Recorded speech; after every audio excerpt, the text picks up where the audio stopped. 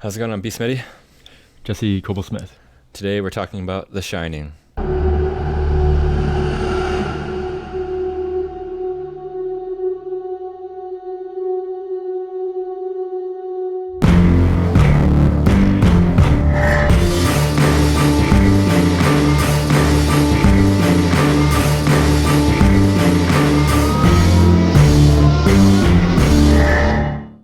Released in 1980, directed by Stanley Kubrick, starring Jack Nicholson, Shelley Duvall, Danny Lloyd, and Scatman Crothers. Scatman Crothers. So, this is probably one of the best films ever made. Yeah, it's definitely my favorite horror movie of all time. It's probably my definitely top 10, probably close to top 5 Yep. movies of all time. Yep. I think it's definitely one of those, you'll never see a movie like this, like, No. ever. No. Even just like the performances too. Jack Nicholson's awesome in the movie. Right. He nails down the character. I've seen a lot of people where they say he's kind of acts too crazy at the beginning, but if you're, he's already has like those anger issues, and that's already addressed at the beginning. So like that's kind of are we still hooked up? Yeah. I think so. And I don't really find that an issue at all. I never thought ever that he was like too crazy or anything. Mm-hmm. I almost feel like that's how Jack is in real life at times. Well, like, yeah, you know, like he's just kind of like probably himself. a wiry kind of just guy. But I never felt like it was over the top. I think because he always talks like, you know, with a, you know, He's got that look, you know, he you know. always has that look and does that thing with his mouth. It talks through his teeth, you know, like I never felt like that. Yeah, Shelley Duvall's awesome. Yeah. She, I really like her performance in it. Like, I don't think anyone else could actually. I mean, pretty much every character is like one. You know, they're made for this movie. You know, they wouldn't. If there was someone else, the movie wouldn't be the same. But I really think like no one could perform as like the role of Wendy as well as she did. No, like she just has that look. Not, Yeah. I don't want to call her like a scary or a ugly woman, but she has a unique like. She just has unique features. And you know she plays that like very nice wife, mother type, and Just in a rough patch in her life, and like rough marriage and just her like, you know, her being able to act just so stressed out towards the end of the movie was it's worth watching just for her, like just. I feel like if anyone really tried to replicate that performance, you'd probably like pass out and they're like, you know, just like you just feel like really like just tense after. Like it's an amazing performance by Shelley Duvall on that one. I agree. Yes. Another Stephen King written. Yeah, seems like we're doing a lot of Stephen King. A lot of Stephen King. And, we don't plan that. It's just it just kind of has happened. It just happened. Yeah. There's nothing wrong with that because I mean I like a lot of his adaptations. You know, that were into movies. You know, and Shining is right there. It's one of the best. And then directed by Stanley Kubrick, which is one of the best directors for sure. One of my favorites. You know, it's. He never really he always did what he stuck to his vision and didn't really like kind of, you know, we talked about in one podcast where sometimes like they'll just do a film just to do a film. I feel like Kubrick was too he's way too picky. Way too picky. He probably had like some it's his way or no way type deal. Yeah, he just knew what he wanted to do. He didn't care if, that's why he only has a handful of early movies. And he would take years and years to make them. And just was, you know, even like the editing process, he like just made sure it was exactly how he wanted it. And it's I think that's a good thing. You know, sometimes you can get a little too crazy with that, but at the same time, you know, he has, you know, these, you know, his film lineup is, you know, they're all still talked about today. Right. He left a legacy of movies, you know, and it's really like probably his last 5 movies that really have that distinct look. Some of his early stuff are a little bit different. Because he did like Spartacus and Barry Lyndon and those type of movies. But I think starting with what was it? A Clockwork Orange. Clockwork Orange. I was gonna see when that came out. 71. Yeah. So Clockwork Orange and Shining and those movies look, even like Full Metal Jacket, they have that look to it. Yep. Yeah, that was definitely, I feel like, the start. And it's kind of like, I feel like there's a lot of directors like that, they obviously have to start somewhere. And then once they, can kind of go branch off into what they want to do. I think what Kubrick did too is he really nailed everything. Like the whole movie kind of works together. The music in the movie is really like it's like classical music, and it just fits well. It's dark classical music, and it's always there, but it's not in the way. And like even if you just listen to the music by yourself, you still get that weird tense feeling of like what The Shining is. Sure. And I think one thing that's good about the film too is how the progression of Jack and how like I guess he's kind of seems a little crazy like soon after they get there. He's starting to kind of that's where I think people when they talk about how he acts crazy at the beginning, I think there's a difference between like him just being like an abusive husband to being actual like an axe murderer. And I think they did good, or Kubrick did good, all of them did good with like the progression of how to release him actually being crazy. Right. From like the scenes where he's just like has like Danny on his lap, like it's a really like tense scene of like just asking him questions, and then the cool bar scene where he's just like sitting by himself. Like I feel all those scenes are just like it's a good build up for what actually ends up happening. At the beginning of the movie, they already kind of push it on you that he wasn't the greatest dad, but he was a drinker. He was a drinking dad, and he kind of led. I think it did fine. Just saying, all right, he's kind of a rough around the edges kind of guy, but once he gets to this, the Overlook Hotel, he changes. And he thought the getaway would be good for his writing career and his family. Right. The seclusion of the place. Yep. And once they're at the hotel and everything, we get introduced to Scatman Crothers, which he's awesome in the movie. When there's just something about him that kind of like I think maybe just the voice, the way he talks. The voice, it's definitely the voice, the voice, and the way he just speaks to like Danny. He's usually talking to him, and like the whole scene with them at the table is a great performance by both of them. Danny Lloyd as that young of a kid did really good for this movie. And I read too that during the filming of it, Danny Lloyd, he's only probably 7 years old maybe or whatever, but like working with Kubrick and stuff, they made it think that it was a comedy movie. Like they were not going to tell him this is a horror movie. They made it to where it's like a comedy for him. So I thought that was kind of cool. Yep.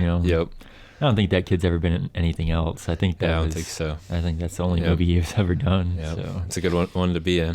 Right. For sure. So he did good for a young kid. I mean, it's a memorable part. The whole red rum scene. Oh yeah.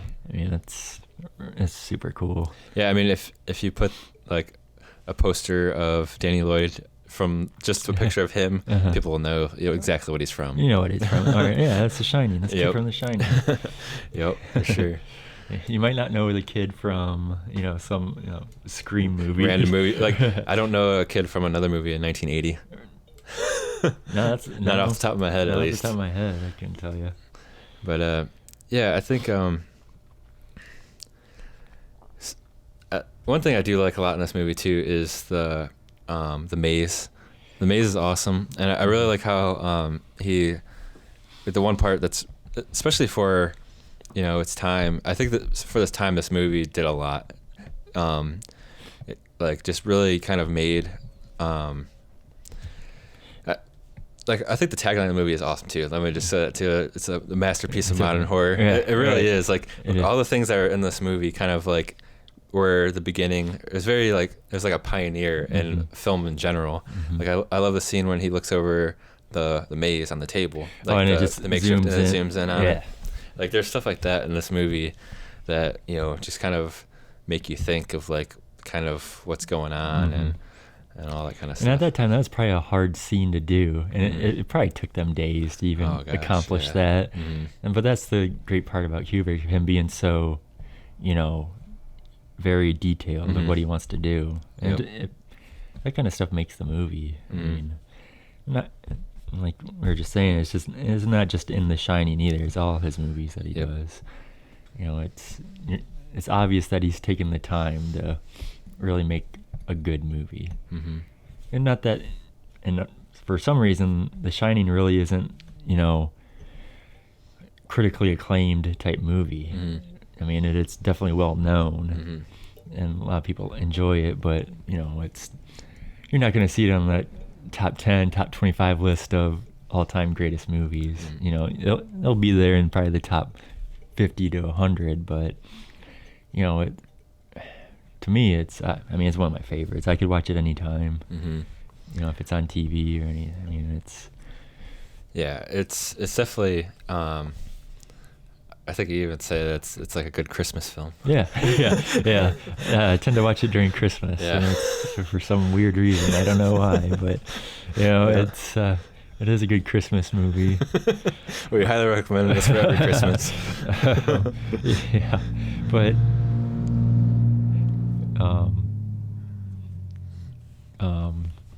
but what I was gonna say is, but like the movie, you're really only watching like 3 characters almost throughout the whole movie, and I think that's what's really cool. I mean, you have, you know, obviously like a couple other guys, pop in here and there, but it's really just them, you know, the family, and it's just the struggles, the daily struggles of being together and cooped up, and you get that feeling, and you get the tension, and you know, the only thing Jack wants to do is sit there and write his novel or book or whatever he's doing, and it's like he just can't be, even in this big old place, he still can't get time by himself. I don't know, it's just like it almost seems claustrophobic, like they're in this huge hotel, but it's just, you feel so enclosed, like, man, I gotta get out of here. Everyone's still right next to you. Yeah. Yep.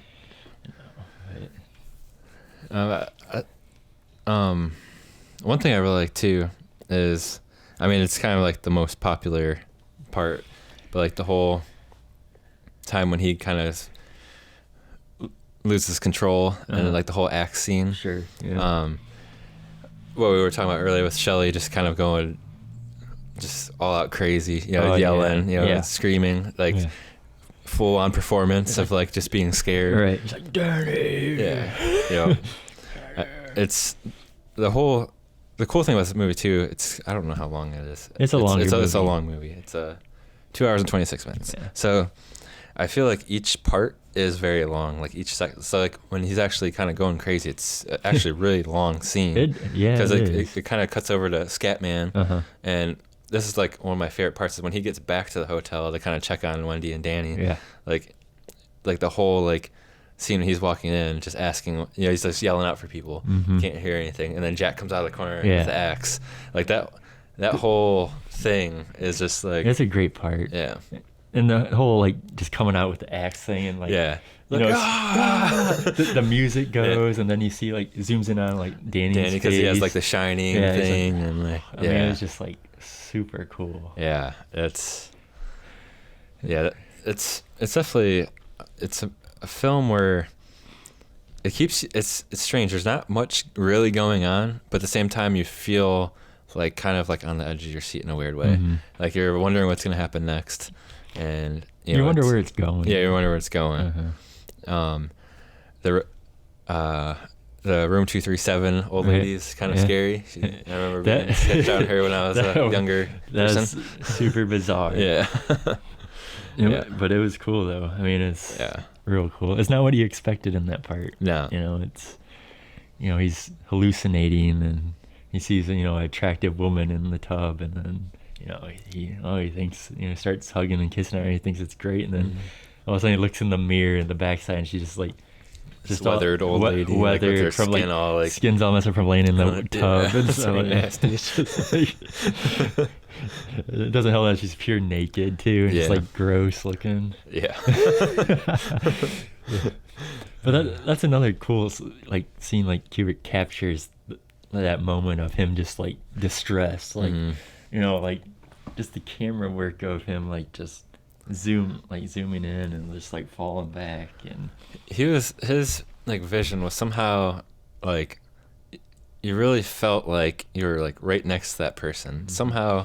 Even with all his films, like you feel like you're there, or you're in it, or somehow you're right there, or you're walking right behind the person. Like all his like hallway scenes are going into a door, or all those like tracking scenes. Everything is like a long shot, a lot of long shots, and like. Oh, and this is good to mention too that while we're talking about the long shots, I think this is the first film to use a Steadicam. Oh yeah. With like the more known shot is like the 3-wheel bike going through like the. I don't remember the person who created it, but this is like the first time that they actually could really go straight without having like a lot of like motion in the shot. And I think that since it was early on, they definitely made use of it in this film, and that really kind of made you feel like in it a lot more too. You're following that. You're right there. Yeah. And I think so I guess, is there anything in this film that kind of you would change, or?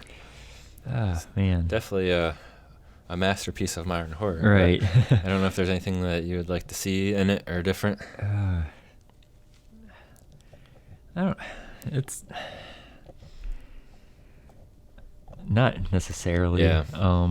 I really like the like it's hard to say because it's already like the movie's already really good, but like the scenes where like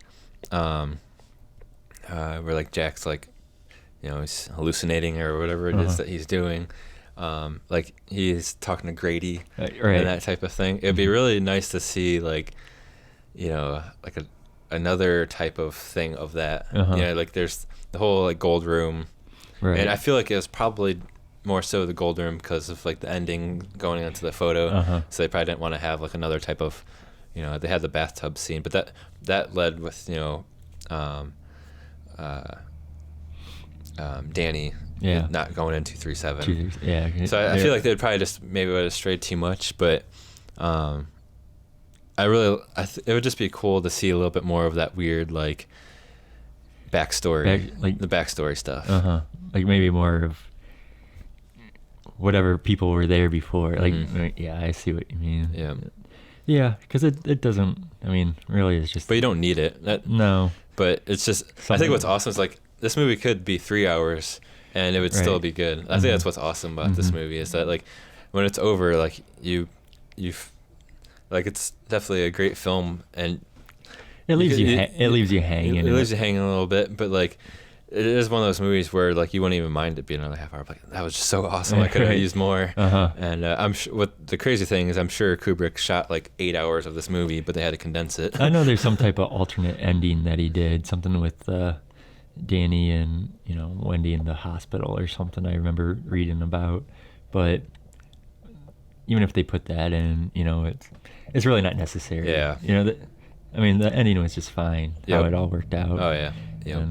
Yeah, I love that ending. Just going into like the photo and like that was nice. Right. But yeah, I mean it's definitely bizarre. It's got some bizarre scenes. With the random like bear in the bedroom. Yeah. That was a weird scene when Wendy's running around up the stairs. And that's one of my favorite parts in the movies, when she's just distressed, running with the knife. And that music is nuts in that part too. Right. Like it has I don't even know what the instrument is, but it's making that noise. And it's just like, man, it's just like super nervous. Some type of percussion. Yeah. The woods and percussion. Yeah. So it's just like, that's a really good one. I think for like scenes, like I think what I like is actually multiple scenes where they do the same thing, where it's just focused on one person. Like Scatman scene is when he's in the hotel and like shows his face. Oh yeah. And he's having a shining moment, and he's just like kind of acting all like nuts. Which I think that scene, they did like a record amount of takes at that time. Yeah. I think Shelley's might have been more though, but it was like, I remember reading that Scatman actually broke down in real life and started crying because he had to do that so many times. Yeah. But that whole scene, and then like each character kind of has that like self scene of like just them like like really just like distressed. Yeah. So I guess that's kind of like a style thing, but I love how each person kind of has like their own like moment. Yeah, it's well made. It's you get a feel for each character. Just the looks of the movie too. Yeah. Just probably one of the greatest opening shots too for a film, with the helicopter shot down on the car with like that music playing, just like the titles, right? Oh yeah. It's just a real classic opening. And, I really like it. Yeah. It's like I said, I mean, it's one of my favorites, right? I really don't have anything bad to say about the movie. So it's never gotten old. I think I watch it at least once a year. Yeah, it's definitely a yearly film. Yeah, definitely. It's another one. I think every movie that we talked about, we said watch it, but definitely watch it. Right. Don't think it's on the streaming this time. I don't know. It might be on Amazon. Amazon? Yeah. Okay. Yeah, definitely. Search it. It's worth the purchase. It's definitely worth it. Yeah, just buy it. It's definitely worth the purchase. We got to see it in the theater 2 years ago. 2 years ago, that was a privilege. Yeah, I mean, that's what's nice lately. It's if you keep an eye out. They've been playing a lot of older movies in theaters. Yeah, it was a whole new experience watching this on the big screen. Yeah, that was cool. This is a great movie to watch with proper sound. Yeah. Or proper headphones. Like, there's just so much just like the soundtrack and everything it's just a great watch. It's a good cinematic type movie. I mean, I wouldn't call it a gory horror movie. It's just really just suspense. Yeah. Yep. Suspense, and it's like you said, it's not. There's gonna be parts that are kind of slower, so but yeah, because literally it's 3 people in a hotel for, I can't remember, was it 6 months they're supposed to be in there, I think? Something like that. 9 months, 6 months. Basically, they're basically watching over for the winter. Making sure everything's running properly.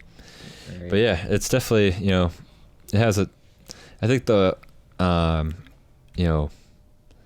you feel like you're isolated though when you're watching it. I think that's a good thing. It's not like a boring slow. Like you feel like you're a part of it. Right. Yep. I agree. But on that note, winter's coming. It's gonna suck.